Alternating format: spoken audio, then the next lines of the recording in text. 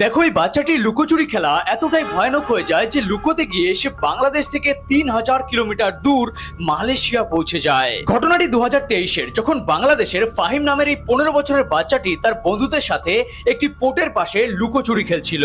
তো বাচ্চাটি কি করে, লুকোনোর জন্য পোর্টের মধ্যে রাখা এই বড় বড় কার্গো শিপের কন্টেনারের ভিতরে গিয়ে লুকিয়ে পড়ে। আর এরপর লুকিয়ে থাকতে থাকতে তার ঘুম পেয়ে যায় এবং সে কন্টেনারের ভিতরেই ঘুমিয়ে পড়ে।